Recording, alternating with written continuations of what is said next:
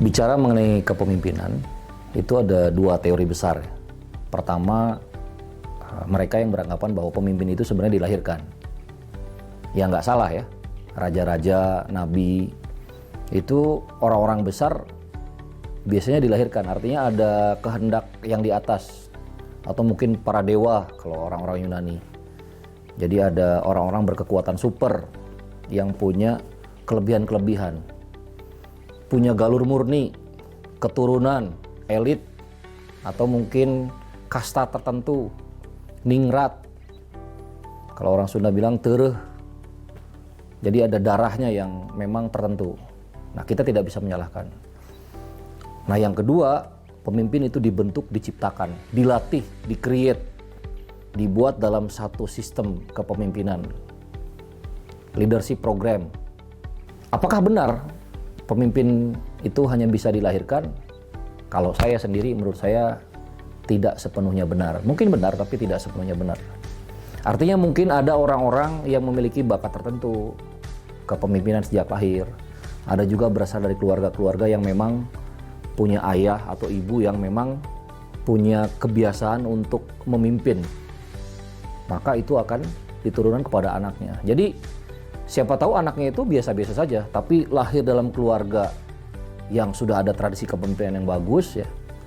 Misalnya nih, lahir dari keluarga orang berada, tapi setiap saat ayahnya, ibunya melatih dia untuk mandiri. Di satu sisi lain misalnya ada anak yang sama-sama anak orang berpunya, tapi dimanja. Mobil kasih yang paling bagus, uang jajan berlebihan gitu kan. Ya, tidak dilatih untuk menjaga dirinya. Akhirnya si anak tidak bisa memimpin dirinya sendiri. Nah, jadi menurut saya dengan teori modern sekarang ya, di mana bahwa setiap orang itu mampu dimaksimalkan potensinya sampai limitnya, saya lebih setuju teori yang kedua, bahwa sebenarnya pemimpin itu bisa diciptakan dengan metode pelatihan, training, dan ekosistem yang mumpuni.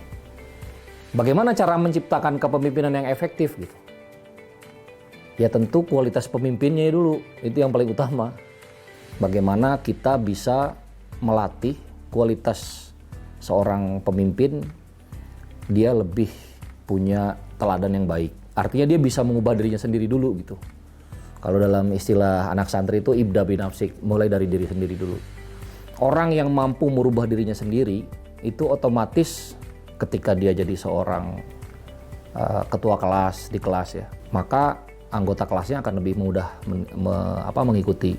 Seorang kakak dengan adik-adiknya, dia lebih rajin cuci piring di rumah kalau habis makan ya. Ada yang ada kotoran di lantai, dia langsung ngepel.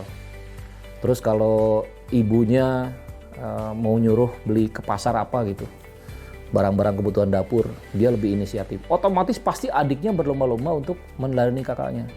Dan kakaknya bisa begitu kenapa? Biasanya ada sosok ayah, bunda yang juga sikapnya melayani. Itu otomatis tuh. Tapi kalau teladan itu kurang, itu sulit. Jadi buat saya pertama adalah faktor pemimpinnya dulu, keteladanan ya. Nah setelah itu lebih gampang ya. Ya kita bisa membuat sistem yang lebih baik ya. Ada misalnya sistem carrot and stick. Jadi demosi promosi itu kalau sudah bicara sistemnya gitu. Yang paling penting adalah membentuk atau mencari atau menjadikan pemimpin berkualitas, maka insya Allah kepemimpinan yang dihasilkan juga akan bagus. Sebenarnya nih keluarga, konsep keluarga itu adalah unit masyarakat yang membentuk pemimpin itu dari keluarga awalnya. Pernikahan itu sebenarnya sejatinya adalah dari seorang leader existing yang sudah proven, yang sudah membentuk keluarga, dia menyerahkan anak gadisnya ke pemimpin selanjutnya. Makanya di akad di pernikahan yang tanda tangan itu adalah calon mertua laki-laki atau wali kepada calon menantu laki-laki. Itu dua pemimpin. Jadi pertama pemimpin yang sudah terbukti berhasil membentuk keluarga puluhan tahun, dia punya anak gadis misalnya 20 tahun.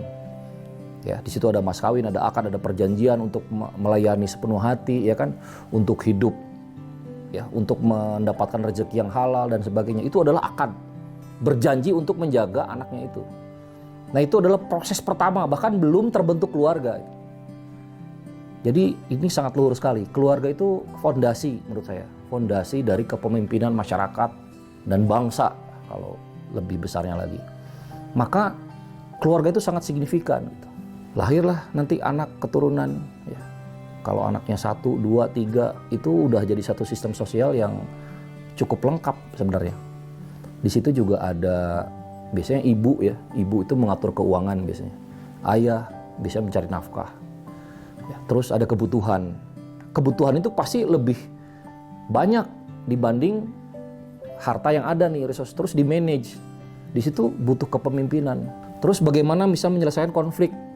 Bagaimana menyelesaikan tradisi-tradisi yang baik dalam keluarga? Itu butuh kepemimpinan. Ya. Disitulah anak belajar bagaimana ayahnya memimpin, memberikan contoh. Ada beragam gaya atau style memimpin.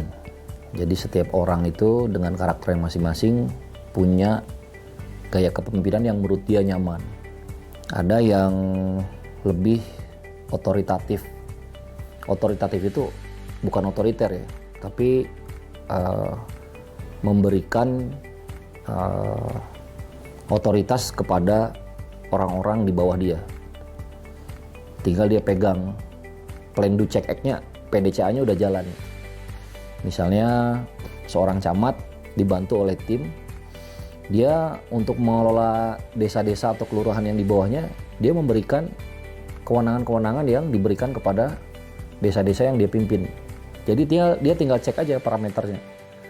Dia tinggal dirapat, tinggal tanya, terus tinggal dievaluasi. Itu otoritatif ya. Ada lagi yang otoriter. Nah, otoriter ini somehow ya, dalam beberapa model, misalnya memimpin pesantren, memimpin lembaga, itu kadang-kadang memang harus otoriter. Karena apa? Karena yang dipimpinnya ya lagi belajar gitu kan, atau belum dewasa misalnya, membutuhkan hal-hal yang sifatnya kaku. Kalau dilawan, ya sanksi. Ada lagi yang sifatnya demokratis. Demokratis ini keputusan-keputusan yang diambil itu memperhatikan dari orang-orang yang dipimpin. Ya. Misalnya begini, seorang ayah berdiskusi dengan anaknya. Misalnya dia punya beberapa anak. Anaknya mau masuk kuliah. Itu pasti ada dialog tuh. Kalau bapak yang otoriter, karena gua dulu nggak sempat masuk ke ITB misalnya, dipaksain anaknya harus ke ITB. Padahal anaknya senangnya misalnya kampusnya lebih dekat-dekat rumah. Misalnya rumahnya di Jakarta. Senangnya ke UI aja. Karena ada banyak pertimbangan. Tapi kalau bapak yang otoriter, dia akan memaksakan.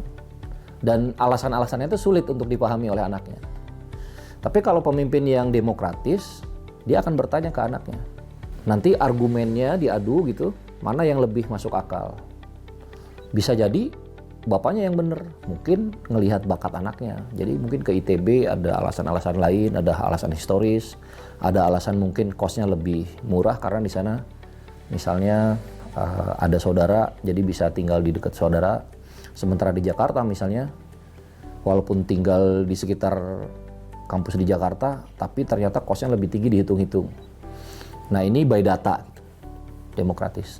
Ada lagi yang pseudo demokratis misalnya. Sepertinya seolah-olah demokratis. Misalnya begini, si bapak nanya nih ke anak-anaknya, nanti mau kuliah di mana. Tapi pada akhirnya keputusan bapaknya yang menentukan. Dan kadang-kadang nggak ada hubungannya dengan pertanyaan atau dialog. Jadi seolah-olah demokratis, tapi sebenarnya keputusannya otoriter. Nah jenis-jenis kepemimpinan ini tidak ada yang ekstrim, ada yang otoriter banget, ada yang demokratis banget, nggak ada. Dalam kenyataannya pasti ada porsi masing-masing sesuai dengan kebutuhan. Jadi tergantung dari situasi dan kondisi. Dan ini biasanya tergantung kecerdasan dari satu komunitas itu ya, civil society yang ada, atau kualitas pemimpinnya. Nah kita bisa mencontoh lah dari banyak presiden ya. Indonesia udah beberapa kali ganti presiden.